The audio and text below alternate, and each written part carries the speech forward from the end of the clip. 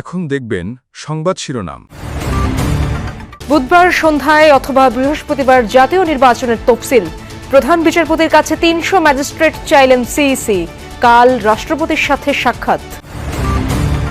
আওয়ামী লীগ আমলে সশস্ত্র বাহিনীকেও রাজনীতিকরণ করা হয়েছিল মন্তব্য তারেক রহমানের। ভারতের ইঙ্গিতে ভারপ্রাপ্ত চেয়ারম্যান আসছেন না, এমনটা না ভাবার আহ্বান ফখরুলের। গুরুত্ব পাচ্ছে না সংস্কার, ক্ষমতায় যেতে ব্যস্ত বিএনপি জামায়াত, বললেন এনসিপির সদস্য সচিব আক্তার। ভোটের হিসেব নিকেশে রাজনীতির গতিপথ নির্ধারণ সম্ভব নয়। গণমাধ্যম, সশস্ত্র বাহিনী, বিচার বিভাগ সহ সবকিছুই নিয়ন্ত্রণ করতেন শেখ হাসিনা। ট্রাইব্যুনালে হাসনাত আব্দুল্লাহ। বিচারের মাধ্যমে সেনাবাহিনীকে কলঙ্কমুক্ত করার আহ্বান। সিলেটে পুলিশ কর্মকর্তাকে ছুরিকাঘাতের ঘটনায় নিষিদ্ধ ছাত্রলীগের কেন্দ্রীয় নেতা রাজু আটক। রাজধানীতে মা মেয়ে খুনের ঘটনায় গ্রেপ্তার হয়নি কেউ। দুর্নীতিবাজ চাঁদাবাজদের ভোট না দেয়ার আহ্বান দুদক চেয়ারম্যানের।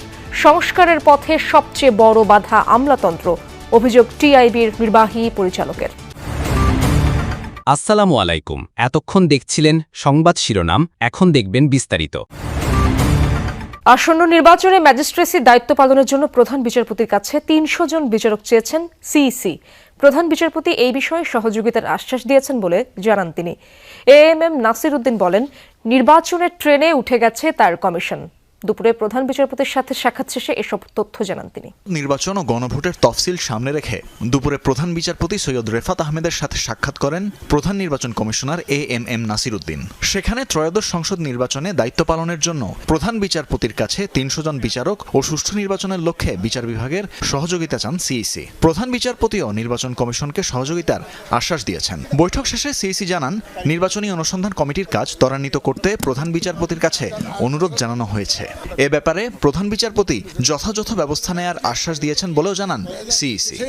ইলেকট্রাল ইনকোয়ারি কমিটির যাতে ওনারা ডেপ্লয় করবেন আমাদের শিডিউল ঘোষণার সাথে সাথে এই কাজটা যাতে ত্বরান্বিত করেন উনি, সেটা ওনাকে একটু রিকোয়েস্ট করেছে। চলতি সপ্তাহেই তফসিল হয়ে যাবে বলেও জানান প্রধান নির্বাচন কমিশনার। যে লোকজন দেওয়ার কথা আছে, ডেপ্লয়মেন্ট আছে, ওই ব্যাপারে ওনারা যথাযথ ব্যবস্থা নিচ্ছেন এবং নেবেন, কোনো অসুবিধা হবে না, এটা ইস্যুর করেছেন। আর কোনো মামলা নিয়ে কোনো আলাপ করেন না।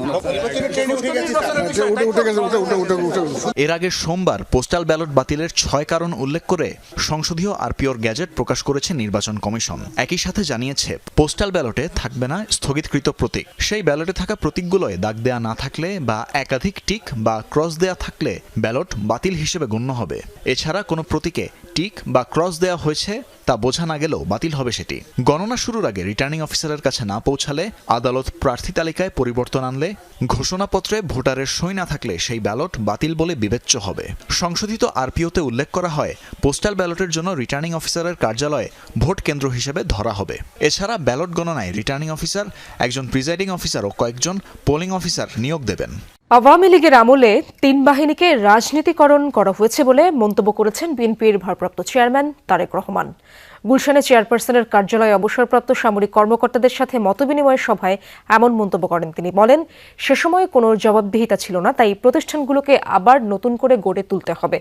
এ সময় তারেক রহমান জানান, চিকিৎসকরা বারণ করলেও সশস্ত্র বাহিনী দিবসের অনুষ্ঠানে গিয়েছিলেন খালেদা জিয়া। তিনি মানসিকভাবে উৎফুল্ল ছিলেন, কেননা সামরিক বাহিনীর সাথে জিয়া পরিবারের সম্পর্ক অত্যন্ত ঘনিষ্ঠ। সভায় দলের মহাসচিব মির্জা ফখরুল ইসলাম আলমগীর বলেন, ভারতের ইঙ্গিতে তারেক রহমান দেশে আসছেন না, এমন ভাবনা সঠিক নয়। আরো বলেন, বিএনপি গণতন্ত্রের ব্যাপারে কখনো আপোষ করেনি। গত 15-16-17 বছরে আপনারা অনেকে বক্তব্য যারা রেখেছেন তাদের মধ্যে থেকে হচ্ছে আমাদের ডিফেন্স, আর্মি, নেভি, এয়ারফোর্স যেটাই হোক না, এগুলোকে পলিটিসাইজ করা হয়েছে। এগুলো যেরকম পলিটিসাইজ হয়েছে, এর বাইরে যেই ইনস্টিটিউশন গুলো আছে গভর্নমেন্টের, কম বেশি সবগুলোকেই কিন্তু সিস্টেমেটিক্যালি ধ্বংস করে দেওয়া হয়েছে। বিএনপি আমলে বাংলাদেশ 5 বার দুর্নীতিতে বিশ্ব চ্যাম্পিয়ন, এটা আওয়ামী লীগের অপপ্রচার।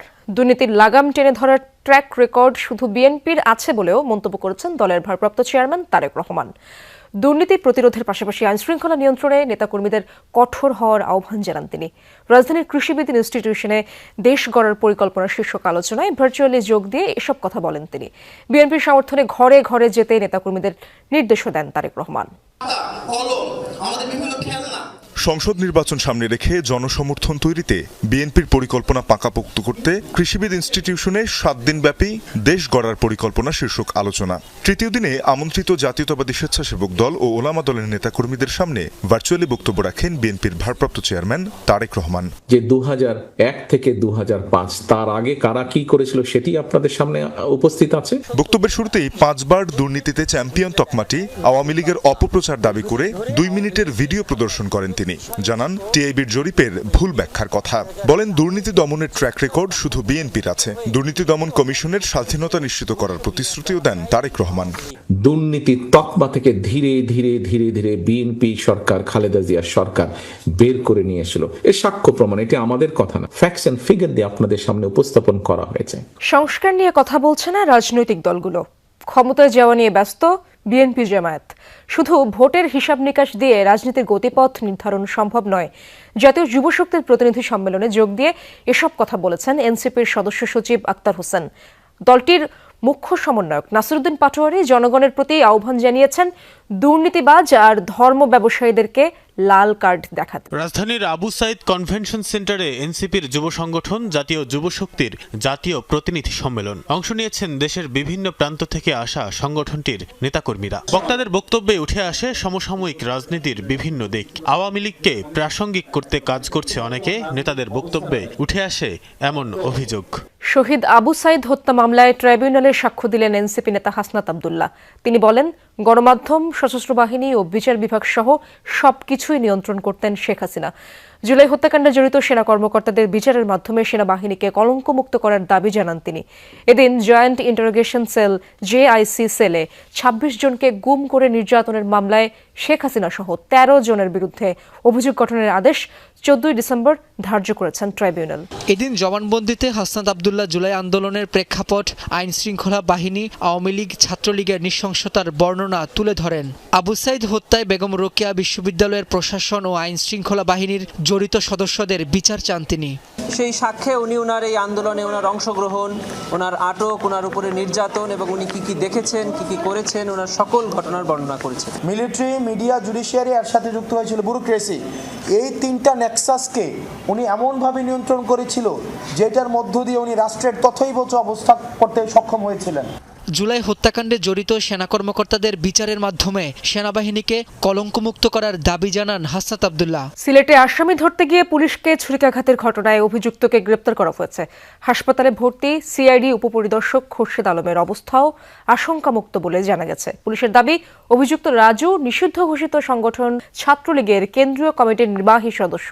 তার বিরুদ্ধে নারীকে ব্ল্যাকমেইল সহ সাইবার ক্রাইমের বেশ কয়েকটি মামলা রয়েছে বলে জানিয়েছে আইন শৃঙ্খলা বাহিনী। বেশ কয়েকটি মামলার আসামি রহিমউদ্দিন রাজুকে গ্রেপ্তার করতে সোমবার রাতে সাদা পোশাকে সাগরদিঘির পাড় এলাকায় অভিযানে যান সিআইডির 2 সদস্য। অভিযানের বিষয়টি টের পেয়ে উপপরিদর্শক খোরশেদ আলমের বুকে ছুরিকাঘাত করে পালিয়ে যায় আসামি রাজু। গণমাধ্যম সংস্কার আমলাতন্ত্র যতটুকু চায় বাংলাদেশের ঠিক ততটুকুই সংস্কার হবে, এমন মন্তব্য করেছেন টিআইবির নির্বাহী পরিচালক ডক্টর ইফতেখারুজ্জামান। আমলাতান্ত্রিক ও রাজনৈতিক সংস্কৃতির পরিবর্তন হলে কিছুটা সংস্কার হবে বলে মনে করেন তিনি। গণমাধ্যম সংস্কার কমিশনের সুপারিশ বাস্তবায়ন না হওয়ায় ক্ষোভ ও হতাশা ব্যক্ত করেছেন গণমাধ্যম কর্মীরা।